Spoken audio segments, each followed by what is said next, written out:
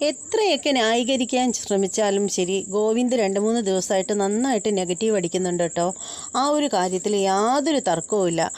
അതായത് സ്വന്തം ഭാര്യയുടെ കൂടെ റെസ്റ്റോറൻറ്റിൽ പോയി അവിടെ വെച്ച് പുള്ളിക്കാരത്തി ഓർഡർ ചെയ്ത ഫുഡ് കഴിക്കാതെ മാറിപ്പോയിരുന്ന് രഞ്ജു ഓർഡർ ചെയ്ത ഭക്ഷണം കഴിച്ചു എന്നതൊക്കെ പോട്ടെ, അതൊക്കെ ക്ഷമിക്കാവുന്ന കാര്യമാണ്. ഭാര്യയുടെ മുന്നിൽ വെച്ചിട്ട് അവളോടൊരു വാക്ക് പോലും പറയാതെ അവളെ റെസ്റ്റോറൻറ്റിൽ ഉപേക്ഷിച്ചിട്ട് ഈ പറയുന്ന രഞ്ജുവിനെയും കൂട്ടി പോയത് തെറ്റ് തന്നെയാണ്.